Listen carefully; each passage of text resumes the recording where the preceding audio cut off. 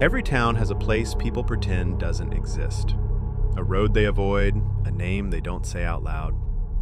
For folks around Alder County, that place was Nota Holloway Village. And the strange part? Most people didn't even know why they feared it. They'd grown up hearing whispers, learning instinctively to keep away from the old bridge beyond mile marker 19. But fear doesn't always need a story. Sometimes the story finds you. And sometimes, by the time it does, you're already too deep to walk away.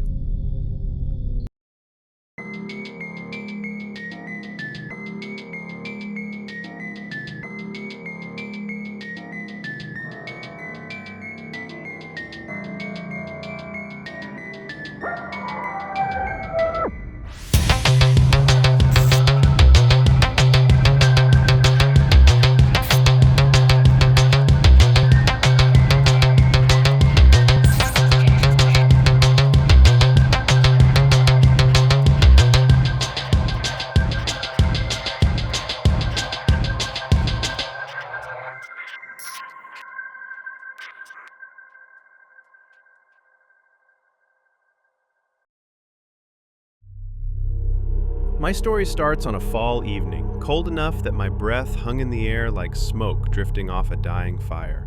The kind of evening where everything feels a little too still, like the world is holding its breath. I had been filming abandoned location videos for a while by then.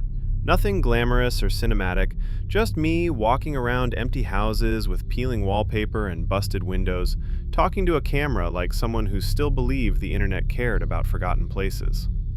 I wasn't famous, but I had a small audience that liked the vibe, the mood, the slow burn tension of places that once held life and now held nothing but echoes.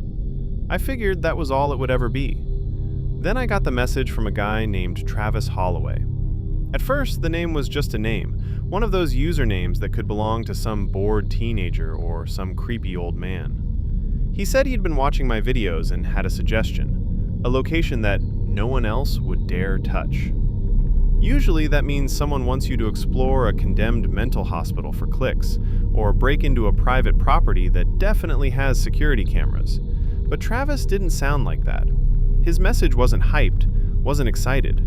It felt heavy, tired, like writing it cost him something. He told me he knew of a place wiped clean from maps after the event, a phrase that should have been a red flag, but instead felt like a dare whispered through a cracked doorway. He said the forest was swallowing the village, and soon there'd be nothing left to document. The way he described it didn't feel like bragging or a setup. It felt like a warning he hoped I'd ignore, but knew I wouldn't. I asked him for details, but he didn't give any, just coordinates and a time. "Come before sunset," he wrote. "Nota Holloway changes after dark." I thought he meant animals, or trespassers, or some urban legend nonsense. I told myself he was being dramatic, maybe trying to build suspense. But something in his words clung to me. Not excitement, not curiosity, something closer to dread. The way you feel walking into a hospital at 3 a.m., or hearing your name whispered when you're home alone. I told myself I didn't believe him, but the truth is, I drove to that ranger station the next day because part of me already knew this was not a normal explore. I remember packing my gear more carefully than usual, double-checking batteries and chargers and backup lights, like I was preparing for a trip longer than one afternoon. I remember staring at the message thread, scrolling back over his wording, the uneven way he typed, like his hands were shaking. On the drive there, my GPS glitched 3 times, rerouting me in circles until I turned it off and followed his coordinates manually. The sky seemed to dim faster the closer I got, the clouds thickening into a bruise-colored smear across the horizon. My stomach twisted, not from fear, but from the sense that something had already started, something I wasn't supposed to interrupt. When I pulled over near mile marker 19, I saw the bridge he mentioned, the one locals supposedly avoided. It didn't look dangerous, just old and tired, sagging slightly, as if it had been carrying the weight of secrets for far too long. I remember thinking that maybe he'd meet me there. Maybe this was where the real story would begin. But the bridge was empty, silent except for the distant creak of wood shifting under its own age. I checked the time, 4:07 p.m. Sunset was coming faster than I liked. I texted him, "I'm here." No response. I texted again. Nothing. I should have left then. A sane person would have.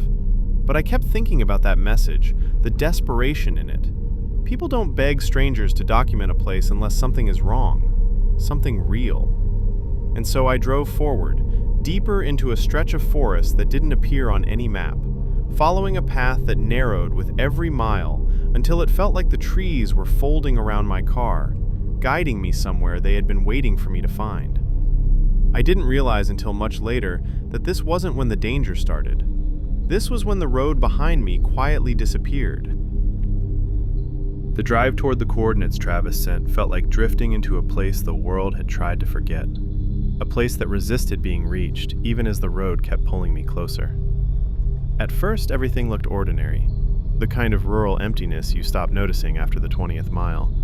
But slowly, the landscape began to warp in ways too subtle to panic over, yet too obvious to ignore. The trees leaned in over the road as if listening to my engine, branches twisting above me to form a canopy that blocked out more and more of the sky, turning afternoon into an imitation of dusk. The farther I went, the more I felt the air thicken, not with humidity, but with a kind of expectation, like the woods were waiting for me to cross a threshold I couldn't see. The GPS lost signal twice, then 3 times, until eventually it froze on a blank screen that reflected my own frown back at me. I told myself it was just bad service, but the tension crawling up my spine said otherwise. The road signs were the next thing to change. The first one I passed had its text scraped clean, the reflective coating torn away in long, parallel slashes that didn't look like the work of knives or tools, but something stronger, something that didn't care about leaving marks that made sense. A few miles later, another sign appeared, bent backward, as though something enormous had struck it from the opposite direction. By the time the broken outline of the ranger station came into view, my hands were slick on the steering wheel, and my heartbeat felt loud enough to echo inside the car. The building looked wrong the moment I saw it. Not just old or abandoned, but ruined in a way that suggested violence rather than time. The walls were blackened with soot, as if a fire had burned from the inside outward, and the windows were coated in a layer of ash that made them look like hollow, blind eyes staring at me. The metal siding was warped, rippled like something hot had pressed against it. When I stepped out of the car, the cold hit hard enough to sting my lungs, and the silence that followed was so complete it felt manufactured, like the forest had decided sound was no longer allowed here. I approached the station door and froze when I saw the handprint smeared across it. The fingers were too long, unnaturally thin, stretching downward like they had melted before cooling into place. I tried convincing myself it was an elaborate prank, maybe even something Travis himself had made to heighten the atmosphere, but the detail was too sharp, too grotesque, too intentional. Behind the station was a narrow trail, almost invisible beneath the curled leaves and overgrown brush. It didn't look like a trail people used. It looked like something the forest permitted only when it wanted someone to walk it. I hesitated. The light was already dimming, and I remembered Travis's warning about sunset, the edge in his words that didn't feel performative. But I had come this far, and curiosity can crush common sense faster than fear ever could. I stepped onto the path. Almost immediately, the forest swallowed the sound of my footsteps, eating every crunch of leaves before the noise could travel. The trail grew tighter, branches knitting overhead until the sky became a thin gray thread, barely visible between the tangled limbs. The air smelled strange, not like dirt or pine or moss, but something metallic and old, like the leftover scent in a basement that's been locked for decades. After a few minutes, the sense of wrongness deepened so quickly it felt physical, a pressure building behind my ribs. Then I saw it. A crooked wooden sign nailed into a tree so aggressively the bark had split around it. The lettering was burned into the wood rather than carved. Holloway Village. Population. The number had been violently scratched away. And below that, in deep gouges that splintered the board, "Do not enter after nightfall." I should have turned around. I even stepped back, one foot crunching over a dry twig. But the forest behind me suddenly felt thicker, darker, as if retreating wasn't an option anymore. Something in my gut twisted hard enough to make me nauseous, but I pushed forward because going back felt like stepping into jaws I couldn't see. The moment I crossed past the sign, something in the air shifted, subtle but unmistakable, like crossing an invisible membrane. My stomach dropped, cold and hollow. Later I'd realized that was the exact moment everything familiar about myself, my certainty, my safety, my sense of direction, began to dissolve, piece by piece, as if the village had already noticed me. The first thing that hit me, before the sight, before the atmosphere, before the sense that I had crossed into a place that wasn't meant to be walked by anything alive, was the smell. It rolled toward me like a slow-moving fog, the thick, sour scent of damp earth mixed with the coppery tang of rust, though somewhere beneath it was another note I didn't want to identify.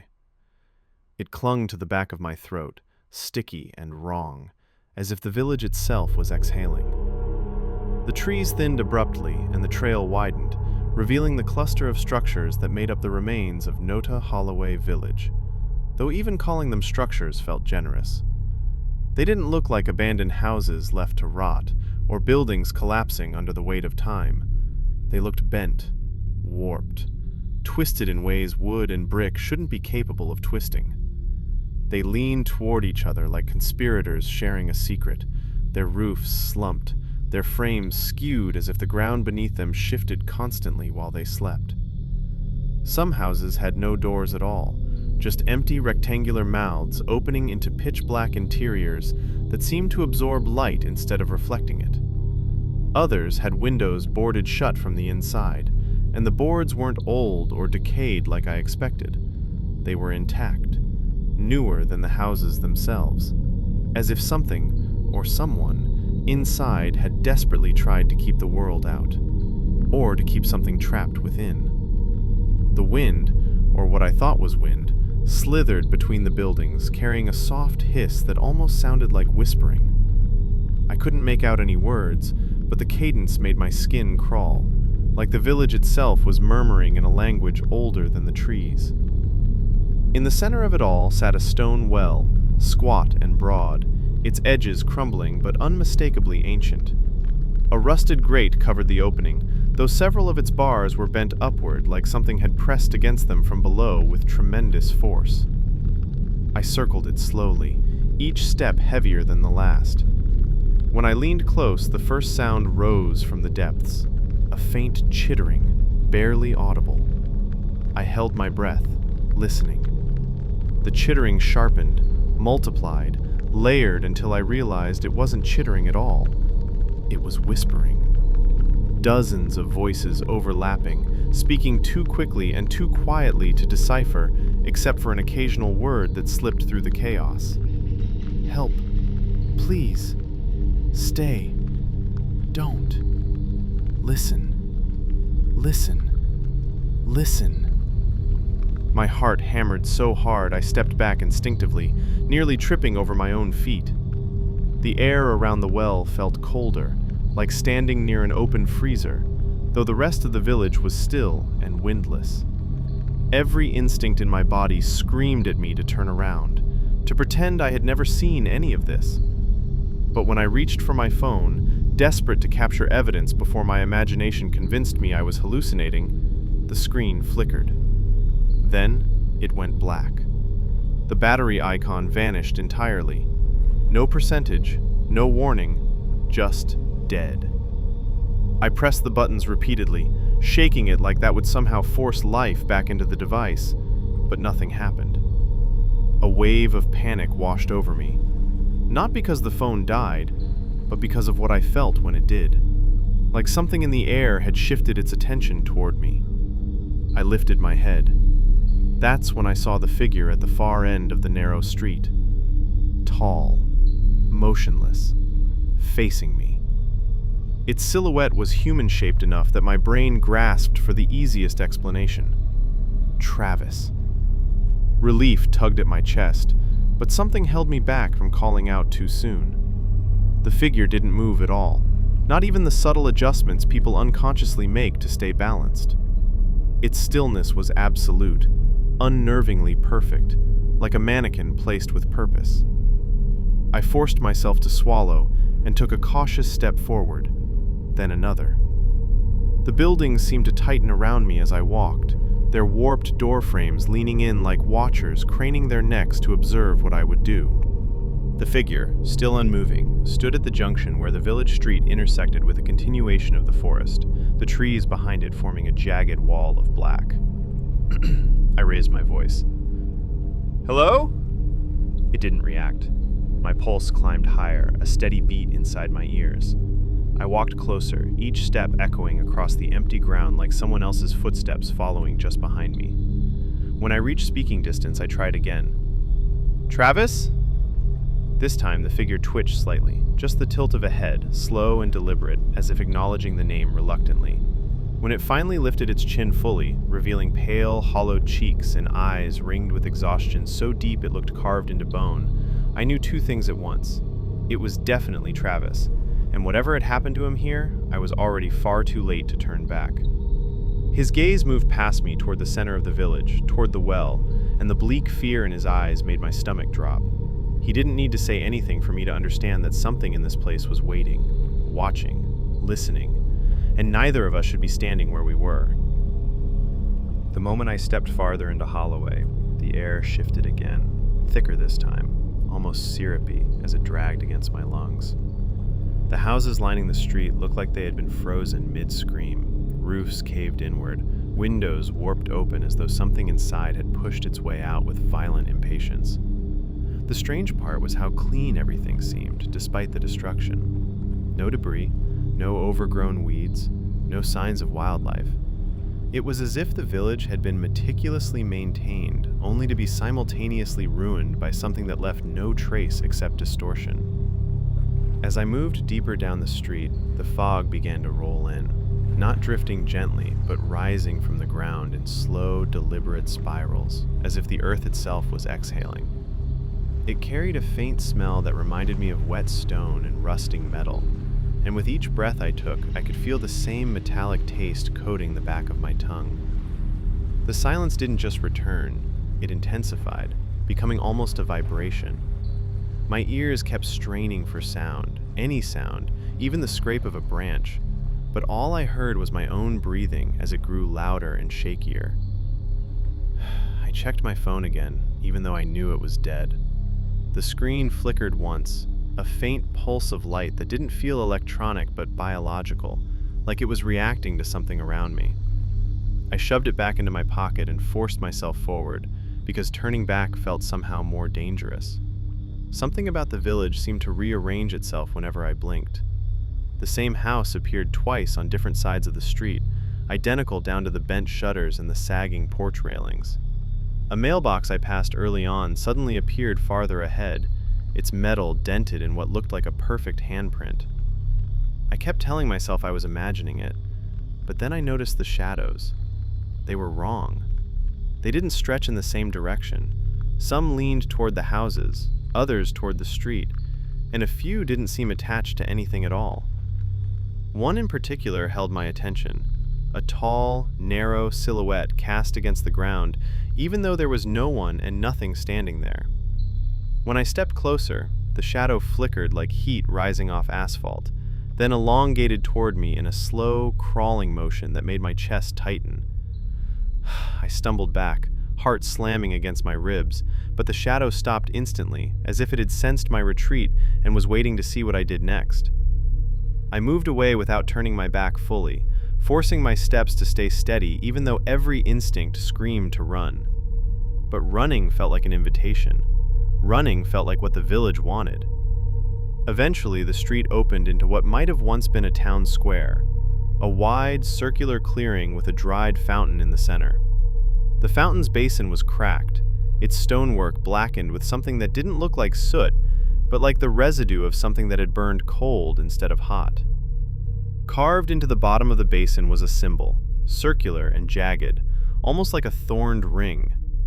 My breath fogged in front of me, even though the air wasn't that cold. I leaned closer, squinting to make out details, and that's when I heard the first sound since entering Holloway. A whisper. Faint, fractured, like someone speaking underwater. My name. It didn't echo. It didn't drift. It simply existed behind me, too close. Every muscle locked as I turned, but no one was there. The fog had thickened behind me, rolling in from the street I'd walked down, and for a moment it looked like shapes were moving within it. Tall, thin distortions sliding slowly between the ruined houses. I stepped back toward the fountain, fighting to breathe normally. The whisper came again, this time curling around my right ear, clearer now, threaded with something like urgency or hunger. "Keep going," it breathed, though the voice didn't sound human enough to trust. "Keep going." My pulse hammered as I backed away, trying to angle myself toward another street branching off the square. Every direction looked wrong. Every alley felt like it was narrowing, but something in the fog was beginning to move with more intention, the shapes inside it aligning as though they were becoming aware of me all at once. I didn't wait to see what they were. I turned down the nearest street and forced myself into a steady walk, not running, not breaking the rhythm, because I could feel eyes on me from somewhere unseen, and instinct warned me that sudden movements would only make things worse. The houses here were different, less ruined, more pristine, as if untouched by whatever twisted the others. But there was an even greater wrongness to their perfection. Every curtain hung the same way, every door was closed at the same angle. Every porch light, though shattered, had the same pattern of glass on the ground beneath it. It was like walking through a replica of a neighborhood rather than a real one, as though something had tried to rebuild what it remembered but hadn't understood how people actually lived. And then, at the end of the street, I saw it. A building that wasn't distorted, or ruined, or replicated. A building that looked almost inviting. The old Holloway Town Hall. Its doors were slightly open, a thin line of darkness visible between them, and for the first time since entering the village, I felt a pull that wasn't fear, but something else.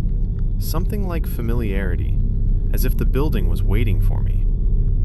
I didn't even realize I was running until the cold air tore through my lungs and the ground under my feet cracked like thin ice with every step I took away from the town hall. But the thing behind me moved differently now, more deliberate, as if the longer I stayed in Holloway, the more it understood me. And when I reached the center of the village again, the light had gone from the sky so unnaturally fast it looked as if someone had scraped the sun away with a blade, leaving only a deep violet smear overhead. And the buildings around me seemed to pulse like organs trying to breathe through rotted wood.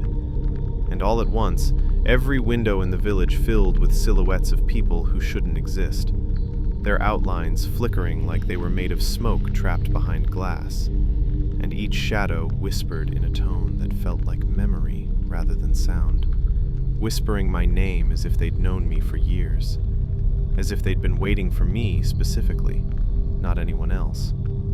And as I staggered backward, something shifted behind me with a sound like stretching sinew, a slow, wet tightening of muscle. And before I could turn, the ground trembled beneath my shoes as the well at the center of the village exhaled a hot gust of air that carried a sweet, decayed smell. A smell so heavy it made my vision pulse black around the edges. And from deep down inside the well, I heard something scrape upward, as if a vast skeletal limb was dragging itself along stone. And I realized the creature wasn't emerging this time, but rising through the entire place, like the well was only the mouth of something much larger, something embedded through the foundations of the village. And when I tried to step back, my feet stuck to the ground, the dirt softening into something like wet clay, gripping me just enough to slow me, holding me as if the village was trying to swallow me whole. And the whispers sharpened into single words now, not my name, but commands, telling me to stay, to listen, to become part of the hollow they spoke from. And I felt something brush the back of my neck, a cold, trembling contact like a fingertip made of porous stone. And I jerked forward with everything in me, ripping my feet free of the soft earth, stumbling violently as the houses around me shifted positions with a grinding sound like stone dragged across bone, entire structures moving inches closer while I blinked. And when I looked up, I saw it. The creature's head emerging just above the roof lines like a rising moon carved into the symbol that had been etched into every doorway. A hollow circle with the split running down the middle. And the split widened as it focused on me, revealing a shifting darkness inside that pulsed like a heartbeat. And the pressure in the air made my ears ring until I tasted blood. And the silhouettes in the windows began pounding on the glass, their hands slapping in unison with a sickening rhythm, each strike syncing with the creature's breath. And the entire village seemed to hum with that frequency, a deep, bone-level vibration that crawled through my spine. And before I could think or scream or fully understand, the pounding stopped.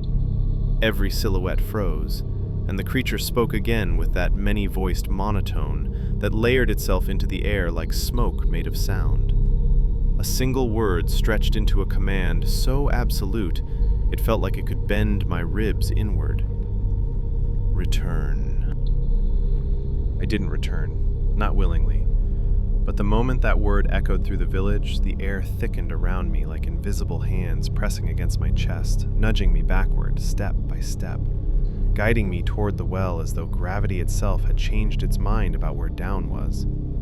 And no matter how hard I leaned forward, my body kept drifting in that direction, pulled by something older than the ground beneath my feet, something that wanted me not as a visitor, but as a replacement. And as I fought against it, the houses around me began to warp again, bending inward in a slow spiral formation that centered on the well, their roofs twisting like they were made of softened wax, windows elongating and narrowing into slits that looked disturbingly like eyes, all of them watching, unblinking, patient. And the silhouettes inside moved with me, mirroring each frantic motion like reflections in warped glass, some tilting their heads, others raising their hands, each gesture slightly delayed as though they were studying how I reacted so they could do it better next time. And the ground beneath me pulsed again, the clay-like earth rising in small ridges that wrapped around my ankles like veins climbing a leg, tightening enough to make my bones ache. And I forced myself forward with a violent wrench that sent me crashing onto my hands, palms scraping against dirt that felt less like soil and more like skin stretched thin over something moving underneath. And when I pushed myself upright, the well let out a groan so deep it trembled through my teeth, a sound like an animal waking up, annoyed that its prey had tried to run. And I saw movement rising inside the darkness again, not the creature I'd already seen, but something smaller, faster, writhing shadows that spilled over the edge like smoke with fingers, dozens of them, maybe hundreds, each slithering along the stones, reaching for me with a sound like dry leaves brushing across concrete. And the air temperature dropped so sharply my breath came out in white bursts, even though the world around me looked the same. And I felt a pressure behind my eyes like something was pushing from the inside, trying to make room, trying to imprint something onto my mind. Flashes of memories that weren't mine but belonged to the people whose names I'd heard whispered in the dark hours earlier. Their final moments, their terror, their surrender, all pouring into my skull like a flood trying to drown me from the inside. And I stumbled away from the well with a strangled gasp, wiping at my face even though nothing touched it, yet it felt like dozens of phantom hands were pressing into my skin, tracing the outline of my jaw, pulling at the corners of my mouth as if they were trying to reshape my expression into something hollow and familiar to them. And the creature above the rooftop shifted again, its massive limbs lowering toward the ground as if preparing to descend fully this time, its split head tilting in a slow, impossible angle as though listening to something beneath the earth. And the vibration in the ground intensified until cracks appeared beneath my feet, thin lines spreading like spider webs that glowed faintly with a pale light rising from somewhere impossibly deep. And I realized the village wasn't cursed by the creature, it was part of it, a living extension of its body or mind, a trap constructed out of abandoned homes and forgotten memories. And every path I tried to take twisted subtly, steering me back toward the center, toward the waiting shadows and the gaping well. And as the wind picked up, it carried the voices again, not whispering this time, but chanting, a steady, rhythmic plea that grew louder with every breath I took. Become hollow, become hollow, become hollow. And my vision blurred as the vibrations wormed through my skull, threatening to unmake me from the inside. And just when my knees buckled and the ground surged upward as if to catch me, a sudden flash of light cut across the square. A pale, thin streak of dawn pushing through the treetops far beyond the rooftops.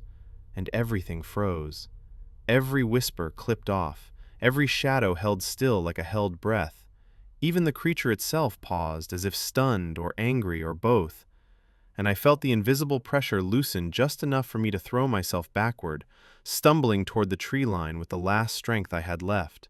The village shifting and twisting violently behind me like something thrashing in its sleep, trying to drag me back before daylight fully broke across the horizon.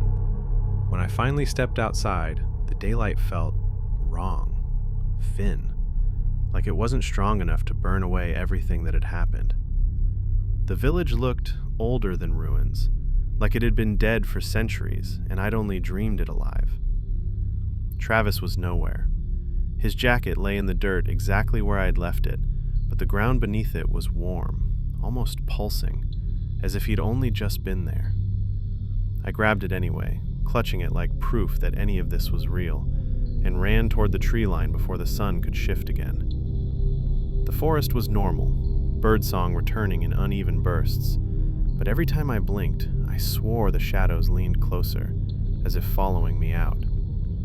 When I reached my car, my phone lit up with perfect battery. No missed calls, no texts, nothing. The message thread with Travis was gone, like it had been deleted from the world, not just my screen. Even the ranger station wasn't on my maps anymore.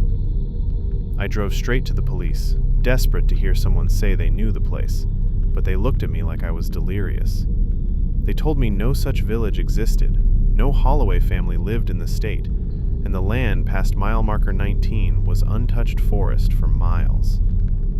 They wouldn't even file a missing person report without a record of Travis ever having existed. For a while, I believed them. I tried to. But every night since, at almost exactly 3 a.m., my phone lights up with a notification I can never open fast enough. A message from the deleted thread. A name that shouldn't exist. And 3 words that freeze every part of me. The same 3 words whispered through the walls of that house. The same cadence the creature used when it sensed us hiding in the dark.